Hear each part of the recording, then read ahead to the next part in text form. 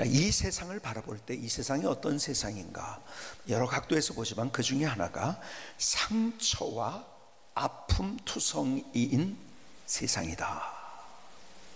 여러분, 우리 세상이 그렇게 가고 있어요. 그래서 요즘 많이 하는 이야기 가운데 이런 얘기들을 우리가 자조적으로도 내뱉습니다. 마음이 너무 아파. 상처와 아픔 투성인 세상, 이게 또 어떤 것들을 우리에게 보여주고 있는지 아십니까? 이것이 주님 오실 날이 가까웠다는 것을 또 보여주기도 합니다. 주님께서 이 세상의 마지막 때에 대해서 예언을 하셨어요. 근데요, 많은 것들을 마지막 때에 대한 예언들이 요한계시록에도 있고 아니면 서신서에도 있고 예수님께서 제자들에게 하신 말씀도 있어요. 여러분, 마태복음 24장 3절에 보니까요, 이렇게 기록합니다. 예수께서 감람산 위에 앉으셨을 때 제자들이 조용히 와서 이르되 우리에게 이르소서 어느 때 이런 일이 있겠사오며 또 주의 임하심과 세상 끝에는 무슨 징조가 있사오리까? 세상 끝에 관한 것을 질문했어요. 그때 주님께서 24장 전체, 거의 전체에 걸쳐서 그 말씀을 해주신 거예요. 그때 이런 말씀도 주십니다. 7절에 보니까 민족이 민족을, 나라가 나라를 대적하여 일어나겠고 곳곳에 기근과 지진이 있으리니 이 모든 것은 재난의 시작이니라. 여러분, 우리가 냉전 시대를 끝냈을 때 이제는 평화 시대가 도래한다고 생각했어요. 그런데 그렇게 되지 않고 있어요. 전쟁은 더 심해지고 내전도 더 심해지고, 그래서 많은 사람들이 고국을 등지기도 하고요. 기가 막힌 사연들, 우리가 현재 그 일을 당하지 않기 때문에 다 이해하지는 못하지만 얼마나 많은 사연들이, 우크라이나 전쟁 때문에 지금 전 세계적으로 물가가 폭등하고 모든 나라 인플레이션이 되고 석유가와 천연가스 가격이 오르고, 특별히 거기에 곡창지대인데요, 우크라이나가. 그래서 이제 음식값이 오르기 시작하고 이런 모든 것들.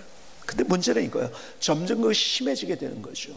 자, 여러분, 자기 나라에서 식량을 자급할 수 있는 나라가 수많은 백수십 개의 나라 중에서 한 10나라 정도밖에 되지 않는다고 합니다.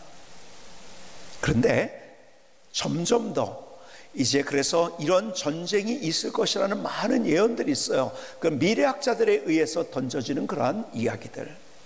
그런데 그렇게 되면은 많은 사람이 전쟁뿐만 아니라 기근 때문에도, 그리고 오늘 여기에 보니까 지진이 많이 있을 것이다.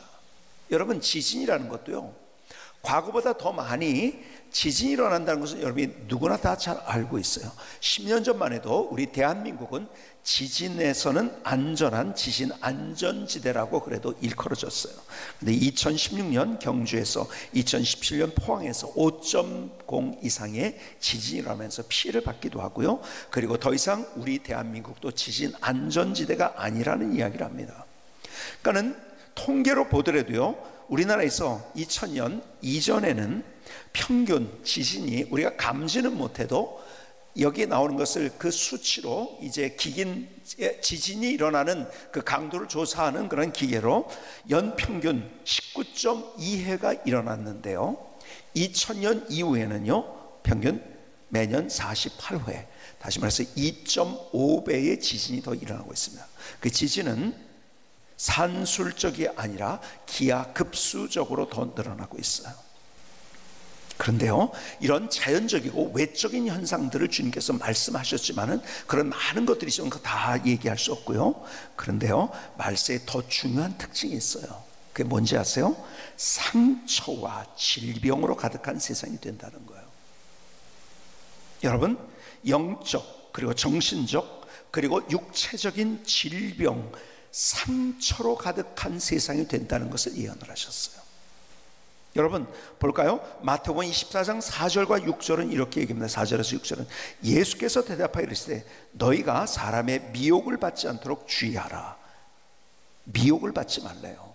많은 사람이 내 이름으로 와서 이르되 나는 그리스도라 하여 많은 사람을 미혹하리라. 그리스도라 하면서 미혹한다는 거예요. 6절 난리와 난리 소문을 깼으나 너희는 삼가 두려워하지 말라. 이런 일이 있어야 돼. 아직 끝은 아니라. 그러면서 11절로 내려가면서 계속 이렇게 말씀하십니다. 거짓 선지자가 많이 일어나 많은 사람을 미혹하겠으며, 미혹이라고 또 되죠. 불법이 성함으로 많은 사람의 사랑이 식어지리라. 여러분, 나는 그리스도라고 하는, 그러니까 내가 메시아라고 하는 그런 사람들이 많이 일어난다는 거예요. 이단과 사이비들이에요. 이단과 사이비들. 여러분, 제가 신학교에서 공부를 하면서 또 목회를 처음 시작하면서 뭐 연구를 해보면, 아니 저는 이단에 사람들이 빠질까 그 생각을 했어요. 그래서 이단은 점점 없어진다고 저는 생각을 했어요. 그런데요, 그 이단은요 훨씬 더, 제가 그렇게 생각했을 때보다 우리나라에서만도 훨씬 더 몇 배, 몇십 배가 많아진 거예요. 신천지. 이번에 우리가 이 코로나 때문에 그들의 실체가 다 드러났잖아요. 이렇게 많은 줄 알았습니까? 여러분, 신천지뿐만 아니라 많은 사이비와 이단들이 있어요. 더 나가서 거짓 선지자들. 자, 보세요. 그런 이단과 사이비뿐만이 아니라 하나님이 없다고 하면서 무신론을 주창하면서, 그래서 여러분, 많은 사람들이 하나님이 없다는 것을 전도하면서 다닙니다. 여러분, 그런 사람들이 지금 얼마나 많은지 아십니까? 리처드 도킨슨 같은 사람은요, 자기를 무신론의 전도자, 선지자로 자처를 합니다. 이 시대는요, 그래서 영적으로 병든 그러한 시대를 우리가 살아가고 있어요. 사람들이 미혹을 합니다. 근데요, 어떻게 그렇게 빠질까? 미혹의 영에 빠지면 그렇게 가는 거예요. 여러분, 우리가 하나님 앞에 감사해야 될 것 가운데 하나가, 우리가 복음이 무엇인지를 확실히 알고, 또 우리가 주변에 함께 할 좋은 사람들과 함께 신앙생활 할 수 있다는 것이 얼마나 참 이게 복인지요. 그리고 성경 공부를 할 수 있다는 거, 이거 얼마나 큰 복인지요. 어쨌든 그런 영적 질병, 근데 더 나아가서 두 번째는 정신적 질병이 많아진다는 거예요. 현대인의 모습, 우울증, 불안증, 공황장애, 답답증. 여러분, 그것을 오늘 예수님께서 말세에 관한 이야기를 하면서 24장 마태복음 24장 10절에서 이렇게 말씀합니다. 그때 많은 사람이 실족하게 돼요. 실족이란 말이 뭔지 아십니까? 감정이 상하게 된다는 거예요. 감정이 상한, 우리가 얼마나 감정이 상하는 일들을 어느 시대보다도 많이 경험하는 그런 시대 아닙니까? 그래서 우리가요, 상처를 안고 있는 거예요. 서로 잡아주고, 잡아준다는 말은 뭔지 아세요? 서로 잡아준다는 말은, 예수님께서 예수님을 잡아준 사람이 누구냐면 예수님의 제자 가룟 유다예요. 그렇죠? 잡아줬다고 표현합니다. 배반했다는 거예요. 배반하고 배반당하는 세상, 서로 미워하겠으며, 실족하고 감정이 상하고 서로 잡아주고 배반하고 서로 미워하는 그런 시대가 말세가 된다는 거예요. 지금 우리는 그런 시대를 살고 있어요. 여러분, 디모데 후서를 가면은요, 디모데 후서 3장, 디모데 후서는 서신서 중에서 가장 마지막에 쓰여진 서신서입니다. 이렇게 말씀합니다. 3장 1절 볼까요? 너는 이것을 알라. 말세에 고통하는 때가 이르러 사람들이 자기를 사랑하며, 사람들이 고통을 당한대요. 그 어떤 고통인지 아세요? 그것은 뭐냐면 정신적 고통을 지금 얘기하는 거예요. 왜요? 2절, 사람들이 자기를 사랑하고, 자기 이기적인 그러한 삶, 돈을 사랑하고 물질을 사랑한대요. 자랑하고 교만하며 비방하며 부모를 거역하며 감사하지 않으며 거룩하지 않으며 무정하며 원통함을 풀지 않으며 모함하며 절제하지 못하며 사나우며 선한 것을 좋아하지 아니하며 4절, 배신하여 조급하며 자만하며 쾌락사랑하기를 하나님 사랑보다 더하며. 자, 보세요. 여러분, 이 시대가 말세가, 지금 이 시대가 그런 시대가 되고 있지 않습니까? 다시 볼까요? 2절, 우리가 고통을 당하는데요, 상처 가운데 있고 정신적인 질병 가운데. 왜 그러냐면 사람들이 자기를 사랑하니까. 이기적이니까요. 이 시대처럼 이기적인 시대를 우리가 봤습니까? 돈을 사랑하고 자랑하고 교만하고. 왜 그런지 아세요? 여러분, 이 시대가 하나님 없이 나는 우연히 온 존재야, 내 가치를 모르니까요, 자꾸 내가 뭔가를 통해서 내가 자기 과시가 돼야 되는 거예요. 왜요? 비교 위에 있으니까요. 진화론은요, 비교 위에 있지 않으면 자연 도태되는 거예요. 나는 도태되니까요, 내가 얼마나 존귀한 존재를 모른지 계속 끊임없이 노력합니다. 비교당하면서 내가 비교 위에 올라가려고. 그러니까 이렇게 되는 거죠. 자랑하고 교만하며 비방하고요. 그래서 부모를 거역하고 감사하지 않으며, 거룩하지 않으며 무정하잖아요. 그렇지? 무정하며 원통함을 풀지 않아요. 절대로 한번 꿍하면요, 허허 하고서. 옛날엔 정치도 그랬어요. 풀고 갔는데 풀질 않아요. 모함하며 절제하지 못하며. 이 시대는 절제하죠. 뭐 죽이고 싶으면 그냥 막 죽여요. 이게 일상 그냥 죽이는 게 무슨 사람하고 한번 싸우는 거랑 똑같은 것이 된 그런 시대가 됐어요. 사나워요. 선한 것을 좋아하잖아요. 배신하고 조급하고. 이 시대처럼 조급한 시대가 있었을까요? 자만하며 쾌락사랑이나 하나님 사랑보다 더하고. 여러분, 이 시대가 그런 시대가 돼요. 그래서 고통받는, 그래서 우리가 정신적인 고통을 받는 시대가 된다는 것을 성경은 이미 예언하는 거예요. 그래서 우울증 같은 것들, 여러분, 우울증은 저는 이렇게 생각했어요. 흔히들 이렇게 표현하기도 해요. 마음의 감기래요. 아니에요. 우울증은 절대 마음의 감기가 아닙니다. 과소평가하는 거예요. 우울증은 마음의 감기가 절대로 아니라 희망을 빼앗아가는 질병입니다. 베드로전서 2장 24절에서는 그래서 이렇게 우리에게 말씀합니다. 친히 나무에 달려, 십자가에 달리신 거죠. 그 몸으로 우리 죄를 담당하셨으니 이는 우리로 죄에 대하여 죽고 의에 대하여 살게 하려 하심이라. 그가 채찍에 맞음으로 너희는 나음을 얻었나니. 주님께서 이 땅에 오셔서 병든 자들을, 정신적이고 육체적인 그 모든 것들을 다 치유해 주시길 원하셨어요. 그리고 그분의 십자가를 통해서 우리에게 나음을 얻게 하기 위해서 십자가를 지셨다고 말씀하고 계세요. 십자가 어떤 십자가인지 아십니까? 진짜 치유가 있는 십자가예요. 여러분, 우리는 자꾸 다른 것을 통해서 우리가 치유받으려면 안 돼요. 십자가를 통해서 치유받는 거예요. 여러분, 좋은 약들이 그렇게 나오지만은, 여러분, 우울증을 치료하는 많은 약들이 나오지만 그것이 해결하지 못해요. 근원적으로 우리의 모든 것들을 치유할 수 있는 십자가, 갈보리 언덕의 십자가를 다시 바라보지 않겠습니까? 그 십자가, 육체의 고통을 경험하셨어요. 가장 극한의 육체의 고통을 당하셨어요. 찔리시고 상하시고 피를 흘리시고. 그래서 우리의 육체적인 고통이 뭔지를 아세요. 그리고 내가 너희들의 그 모든 것들을 치유해 주기 위해서 내가 십자가를 졌다고 말씀하시는 거예요. 마침내 우리의 완벽한 치유는 저 천국에서, 그래서 그것을 glorification, 영화라고 이야기합니다. 그러나 우리가 이 땅을 살아가면서 만나는 여러 가지 질병의 문제들, 주님께서 만지시고 그것을 이해하시고 그리고 우리를 고쳐주신다는 거예요.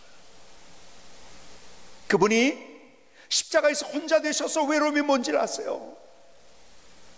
여러분, 나는 잘했는데요, 해야 될 것을 마땅히 잘하고 있고 헌신을 했는데 이게 웬일입니까? 조롱을 합니다.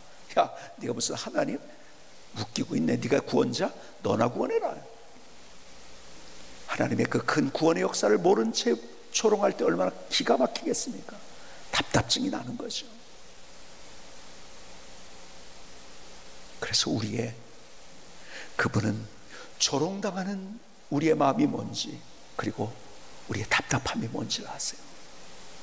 그리고 우리가 오해받는 것이 무엇인지를 아시는, 여러분, 다른 사람 몰라요. 주님 많이 아세요. 그리고 우리를 치유해 주시길 원하세요. 배반당했다는 것이 뭔지 기대했어요. 제자들을 기대했죠. 근데 기대한 사람들이 모른다고 부인했을 때에 그 상한 마음이 뭔지 주님은 다 아신다는 거예요. 그래서 그 십자가가 우리의 치유의 십자가인 거예요. 우리의 죄의 문제를 치유할 뿐만 아니라 영적인 문제를 치유할 뿐만 아니라 우리의 정서적인 그리고 육체적인 우리의 질병들을 치유해 주시는 십자가. 여러분, 그래서 우리가 그 십자가 앞에 우리가 나아가는 거예요. 여러분, 우리가 사실은 우리의 질병 중에서 가장 더 고통스러운 것은요, 차라리 아픈 게 나아요. 여러분, 육체가 아픈 게 나아요.